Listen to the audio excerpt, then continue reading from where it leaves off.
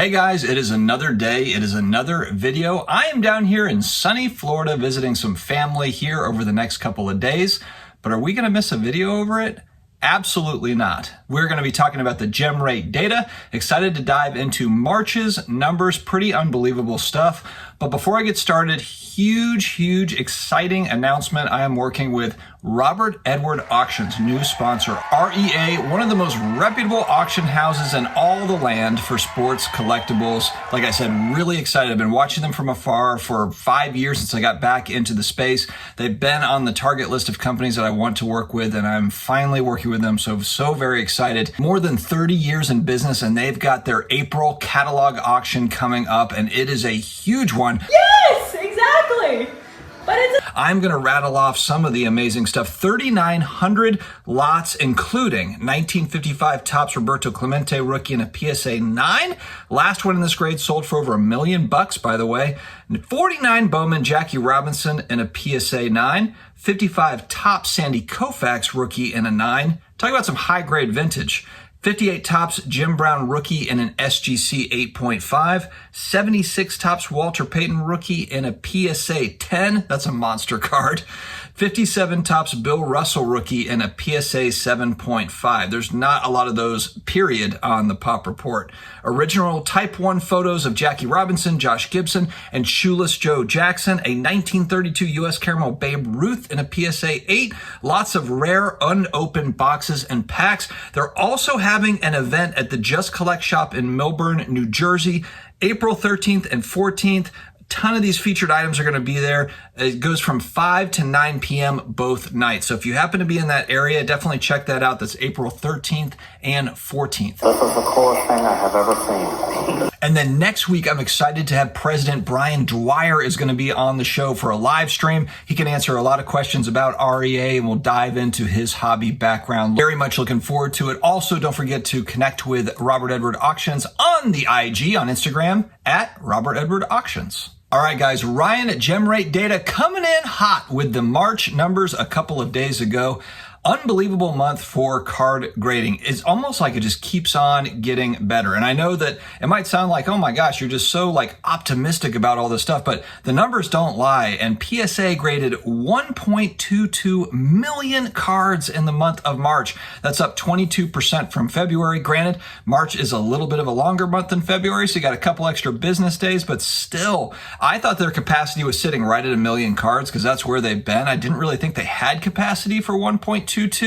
Well, apparently they do. So 1.22 million, that's up 22% compared to February. Channel partner SGC came through with a monstrous month as well. 121,000 cards graded in the month of March. That's up 31% from February. CSG's Pop Report having a little bit of an issue. They're just going through, not an issue, they're going through some changes. They're updating some things. We don't have the data from GemRate for the CSG side. On the CGC side, they graded 84,000 cards. So that makes up the TCG and the Marvel stuff, that sort of thing. Still, it's down 17% from February, so they are down a little bit, but it's still a strong month of grading cards on that CGC side. Beckett, 71%. We made videos here over the last few days about kind of the Beckett wackiness. They still are up 11% from February at 71,000 cards. So really, if you look at the top 4 companies, strong all the way through. How does that break down, you ask? I'll tell you. 675,000 cards for PSA that were sports cards, so that's up 25%. 550,000 cards were TCG non-sports cards. That's up 18%. For SGC, up 40% on the sports side, 110,000. They actually dropped a little bit on the non-sports TCG side at 10,000 cards, 22% less. But still an amazing month for SGC. I think the combination of just lightning fast turnaround time and the announcements they've been making, the specials that they've been running, they've really been doing a nice job of catering to collectors. I know that I'm biased saying it, but they are delivering, and it's just showing here.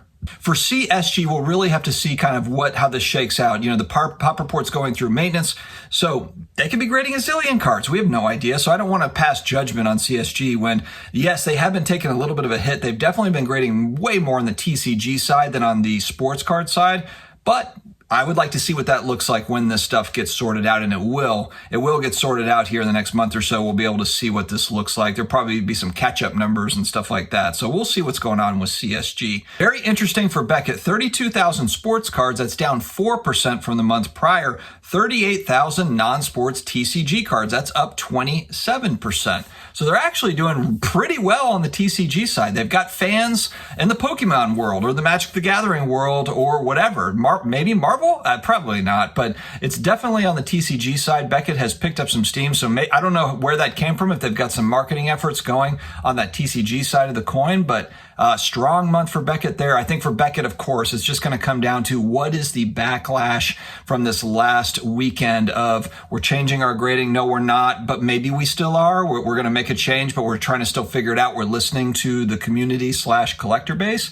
I think that how that is going to shake out is going to be very important, because I think part of the issue with what happened over the last few days for Beckett is now it casts doubt as to what is this company kind of doing? Like, what's the plan moving forward? And so if you're a holder of Beckett cards or you're looking to buy Beckett cards, are you taking a pause just to see like, okay, wait, let's just wait, or even grading with Beckett? Maybe you're going to say like, you know what, maybe I'm just going to just wait for them to make this announcement in the next week or two if they're going to make a change to their grading scale, because it does sound like they're going to make a change. They'll probably just tweak kind of what they announced and then came back off of over the weekend. They'll probably tweak that a little bit to make it more manageable, I'm guessing. But they need to, I feel like they need to close that loop. They really need to close it out, and so that everybody knows what's going on and we can move on. It's obvious to me that they're trying to get more 10s out into the marketplace. That's got to be the reason why you have a variety of different 10s as to, as the options here. It's not to say they're changing their grading standards, but it gives them the opportunity to put out more 10s into the marketplace. Because like I said in the other video, what are we chasing? PSA 10s, BGS 10s, SGC 10s.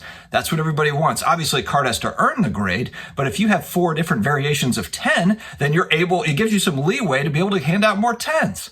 So it's going to be interesting to see how that thing shakes out. I think that's going to be a really important piece, as we move forward here. But strong grading numbers, really strong. And again, like with the overall economic climate, it's not amazing right now. And it's just cool to see, I guess, just people just plowing through and just going with it. So we will see how this shakes out on the grading side. What does it mean for the hobby as we move forward? Will there be more grading specials?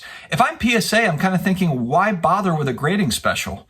What's your motivation to put out a grading special when you've got 85% of the market share? I don't know, but we'll see what happens. All right, guys, stay healthy, stay awesome, and I'll talk to you again later.